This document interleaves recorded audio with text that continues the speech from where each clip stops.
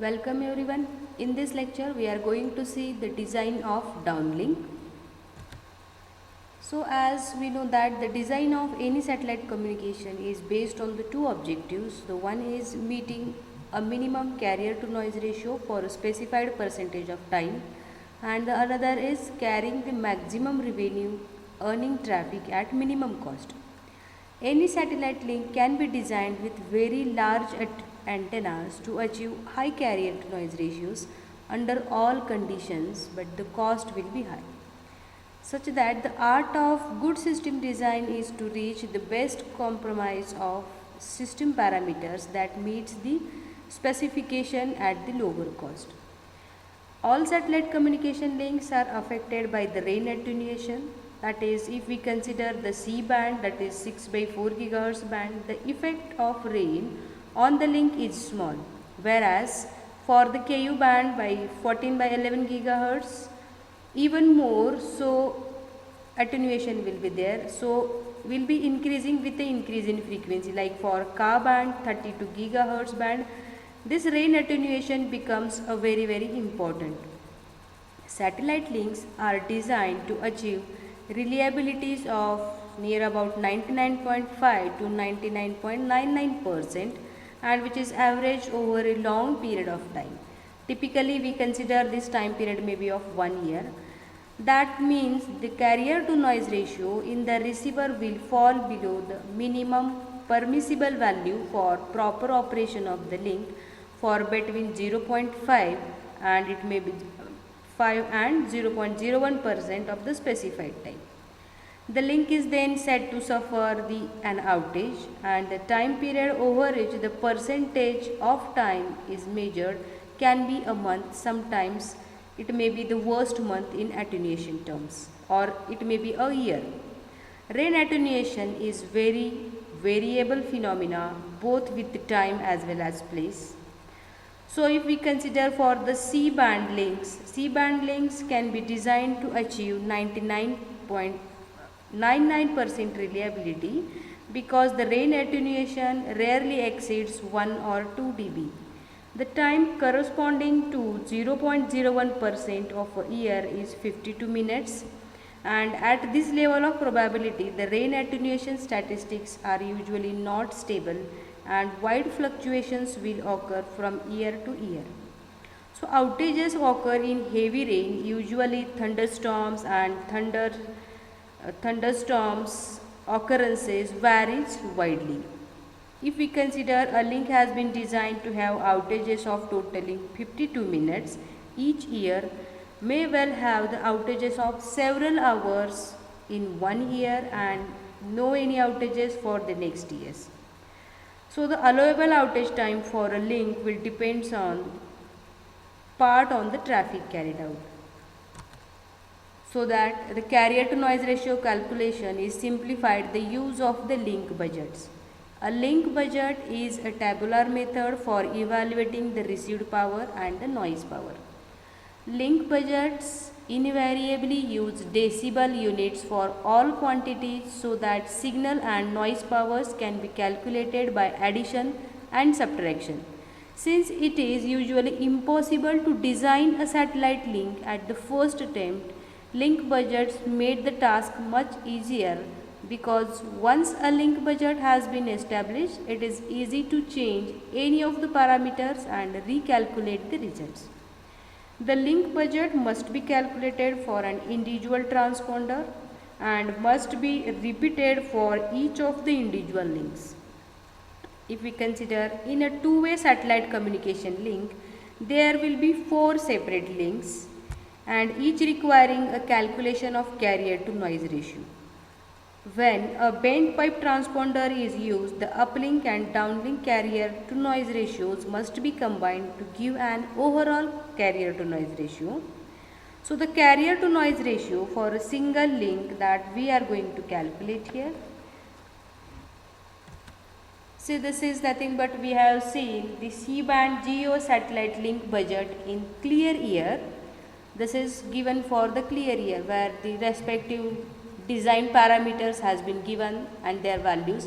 For transponder saturated output power 28, watt. Antenna gain on axis is 20 dB. Transponder bandwidth is 36 megahertz. Downlink frequency band 3.7 to 4.2 gigahertz. And regarding the signals, it is FMTV analog signal or FMTV signal bandwidth, that is 30 megahertz. Minimum permitted overall carrier to noise ratio in receiver is 9.5 dB. Receiving C-band earth station downlink frequencies that we are going to see is antenna gain on axis of 4 gigahertz is 4 gigahertz. Receiver intermediate frequency bandwidth is 27 megahertz and receiving system noise temperature is 75 K. What is downlink frequency is 4 gigahertz. Antenna gain is 49.7 dB. Downlink power budget, in which the parameters are given: transmitting power of the transponder, that is 13 dB watt, then transponder output back of BO minus 2 dB, then satellite antenna gain on axis is 20 dB, receiver earth station antenna gain 49.7 dB, then free space path loss at 4 gigahertz is also given, it is minus 196.5 dB. Then the age of beam loss for satellite antenna, that is antenna loss, L antenna, is minus 3 dB. Loss in the atmosphere, clear air loss is minus 0.2 dB. Then other losses, that is we consider miscellaneous losses of minus 0.5 dB, so that the received power at the earth station we got is minus 119.5 dB watt. So the downlink noise power budget in clear air we can design is K is Boltzmann constant, we know that. Then system noise temperature for 75 Kelvin is 18.8 dB K. Then noise bandwidth for 27 megahertz is 74.3 dB watt. And the noise, that is receiver noise power, then we can have at the receiver end is minus 135.5 dB watt. So carrier to noise ratio in receiver in clear air is nothing but received power minus the noise at the downlink. Okay, so it is minus 119.5 dB watt minus of 135.5 dB watt, which will give us carrier to noise ratio of 16 dB, which is a positive value. The link budgets are usually calculated for a worst case, that is the one in which the link will have the lowest carrier to noise ratio. The factors, there are some of the factors which contribute to a worst case scenario will include an earth station located at the edge of the satellite coverage zone where the received signal is typically 3 dB and which is lower than in the center of the zone because of the satellite antenna pattern and maximum path length from the satellite to the earth station. So a low level elevation angle at the earth station giving the highest atmospheric path attenuation in clear air. So in this table we can see that the C-band GEO satellite link budget in rain is given, where the values are very different than the C-band GEO satellite link in clear air. Okay. So this antenna pattern and maximum path length from the satellite to the earth station, a low elevation angle at the earth station giving the highest atmospheric path attenuation in clear air, and maximum rain attenuation on the link causing loss of received signal power and an increase in the receiving system noise temperature. So that when we are going for satellite link design, and that is for downlink received power, earth station antennas are assumed to be pointed directly at the satellite and therefore operated at their own on axis gain. If antenna is mispointed, a loss factor is included in the link budget to account for the reduction in antenna gain.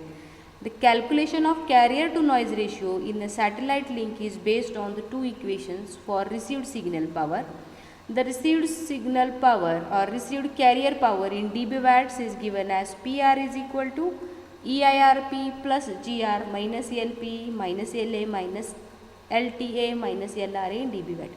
We know here that PR is the received power, EIRP is effective isotropic radiated power by the transmitting antenna, which is nothing but the product of PT and GT.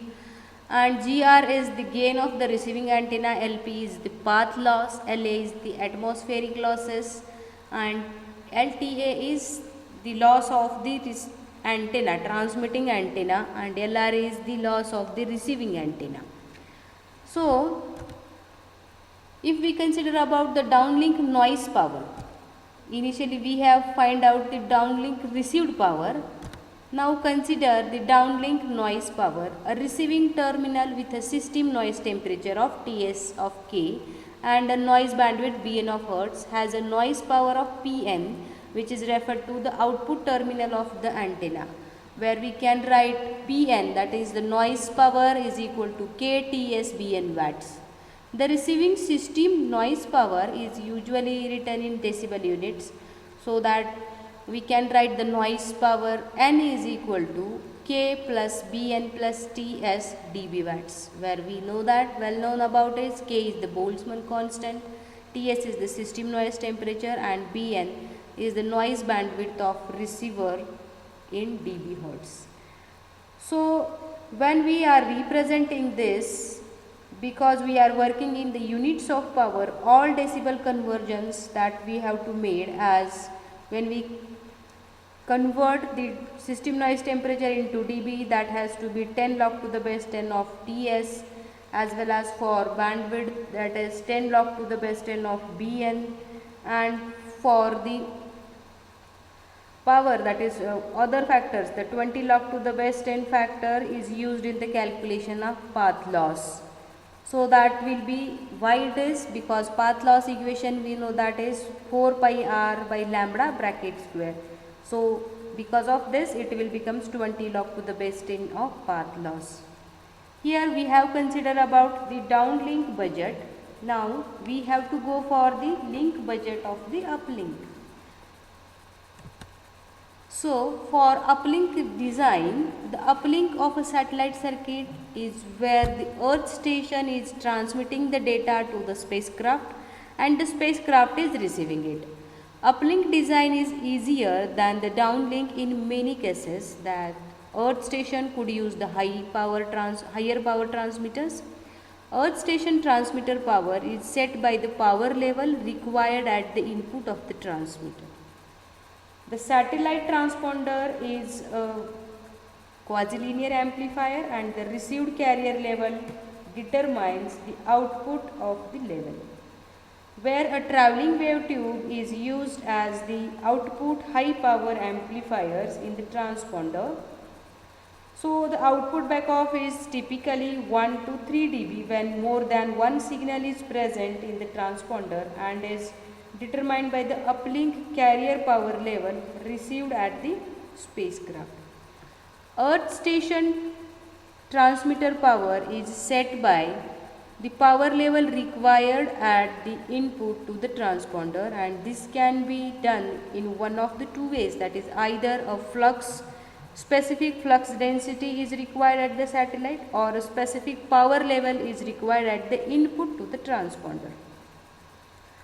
Although we consider the flux density at the satellite is convenient way to determine earth station transmit EIRP requirements, and the analysis of uplink requires calculation of the power level at the input to the transponder, so that the uplink carrier to noise ratio can be found.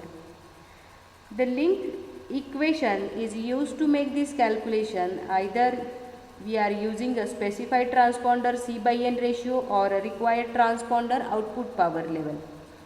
When a C/N ratio is specified for the transponder, the calculation of required transmit power is straightforward, and if we consider that let carrier to noise ratio for uplink be the received specified carrier to noise ratio in the transponder and measured in noise bandwidth Bn Hertz.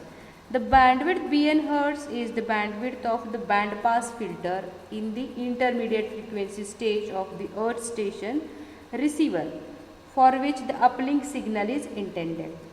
Even if we know that Bn is much less than the transponder bandwidth, it is important that the uplink carrier to noise ratio can be calculated in the bandwidth of the receiver. So, with small diameter earth station, a higher power earth station transmitter is required to achieve a similar satellite EIRP, that is transmitting power. So, uplink power control can be used to against uplink rain attenuation. So, the noise power referred to the transponder input is NXP watts, where we can write what is NXP is the noise power referred to the transponder. NXP is equal to K plus TXP plus BN in dB watt. The power received at the input of the transponder is, when we are writing the power received at the input of the transponder, it is PRX at the transponder. P is equal to PT plus GT plus GR minus LP minus L up dB watt, where PTGT is the uplink earth station EIRP, which is expressed in dB watt. GR is the satellite antenna gain in dB in the direction of the uplink earth station, and LP is the path loss in dB. The one factor is L up, which is expressed in dB, accounts for all uplink losses other than the path loss. The value of then carrier to noise ratio up at the low noise amplifier input of the satellite receiver is given as we know all these value. Now we can calculate the carrier to noise ratio of the uplink at the low noise power amplifier at the satellite receiver, and that is carrier to noise ratio is equal to 10 log to the base 10 PR by KTSBL, and this can be written as PRXP minus NXP in dB. The earth station transmitter output power PT is, we easily calculate here, and using the given value of carrier to noise ratio, the noise power NXP can be calculated here. The received power at the transmitter input is also given as, see, received power at the transponder input, that we want to know, as we know that what is the transmitted power from the earth station to the satellite. Now we have to find out the received power at the transponder on the satellite, and this is given as PRXP is equal to N plus, that is noise received plus carrier to noise ratio in dB watt. The earth station transmitter output power PT watt can be calculated from the output power of the transponder and transponder gain. When these parameters are known and a bent pipe transponder is used, we can write the PRXP, that is the received power at the transponder, is P satellite minus PO0 minus GXP, where PSAT is the saturated power output of the transponder in dB watt and BO0 is the output back off in dB. GXP is the gain of the transponder in dB. With a small diameter earth station, a higher power earth station transmitter is required to achieve the similar satellite EIRP, and this has the disadvantage that the interference level at the adjacent satellites rises, since the small earth station antennas inevitably has a wider beam, and this is thus it is not always possible to trade off transmitter power against the uplink antenna size. Okay, so there is a specification for transmit station antenna patterns, and that is designed to minimize the interference from the adjacent links. So that again we have that the satellites are paced by the 3 degrees. To increase the capacity of the crowded geostationary orbit arc south of the United States, the FFC has introduced new regulations in 1983, and that is requiring better control of 6 GHz earth station antenna transmit pattern, so that the inter-satellite spacing could be reduced to 2 degree. Initially it is 3 degree, now it is reduced to 2 degree. The same specification has now been adopted by the ITU-R for the entire geostationary arc. The requirement is for the transmit antenna pattern to lie below the gain G theta is equal to 29 minus 25 log to the base 10 of theta dB in the range of 1 degree is less than theta is less than 7 degree from the antenna bore side. That is, what is G theta is? Gain directed towards the when we are pointing our antenna towards the satellite, that g theta is the angle of gain. So that degrees must be from the antenna bore side, and g theta will be varying from 32 minus, initially it is 29 minus 25 log to the base 10 theta. Now g theta is 32 minus 25 log to the base 10 theta dB.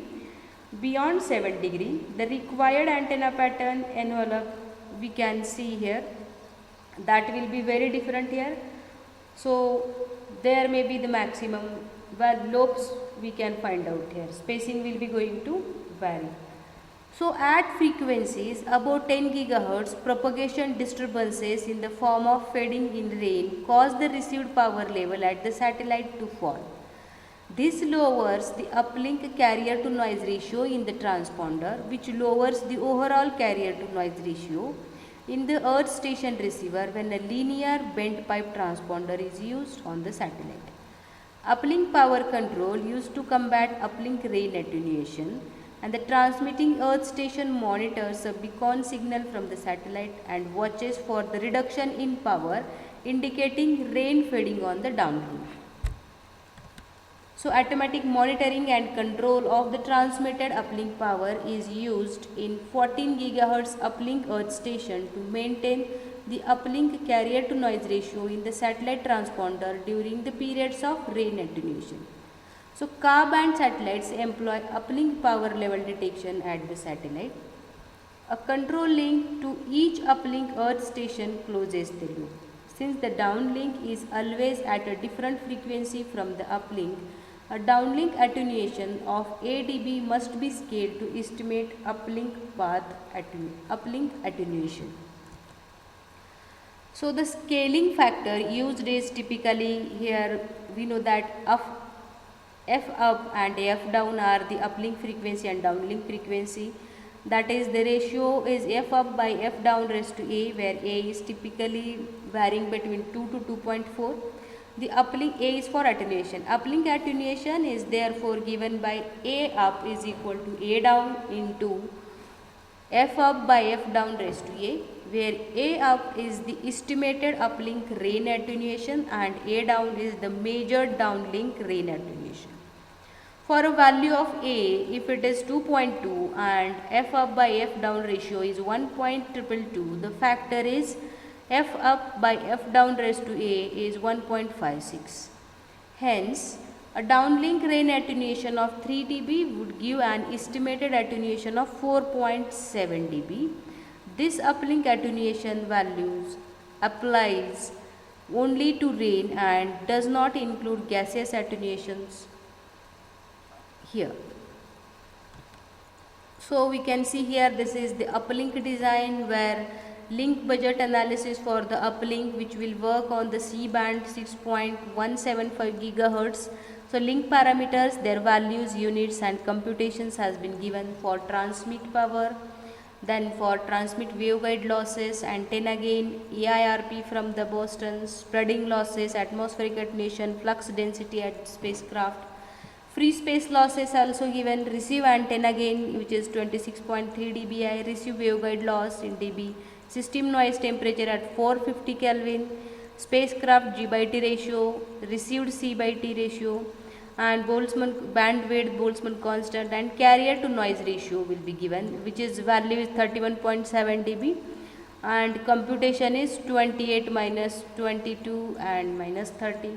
So uplink power control cannot be applied until a certain amount of attenuation has built up in the link. This is typically around 2 dB for the downlink due to measurement inaccuracies, corresponding to about 3 dB for a Ka-band uplink. A rain begins to affect the link between the earth station and satellite. The uplink C by N ratio in the transponder will fall until the uplink power control start to operate in the earth station transmitter. The transponder carrier to noise ratio will then remain relatively constant until the uplink power control system reaches the maximum available transmit power. So the further attenuation on the uplink will cause the carrier to noise ratio in the transponder to fall.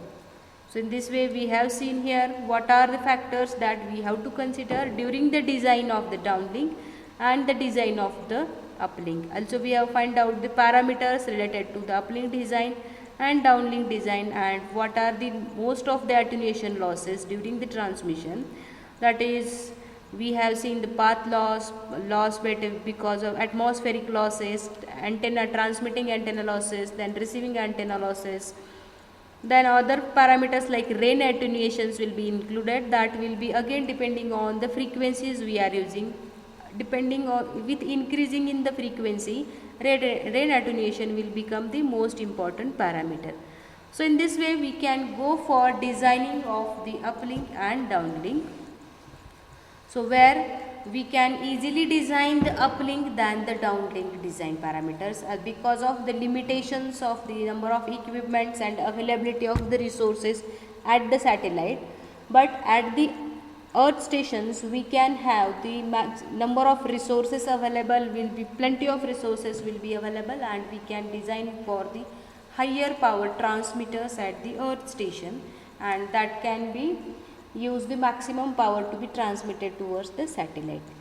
So in this way we can go here with this, and we have also calculated the carrier to noise ratios for the receiving link, uplink and downlink. In the next point that we have to consider is designing for a specified carrier to noise ratio, that is combining C by N as well as C by I values in the satellite links. Thank you.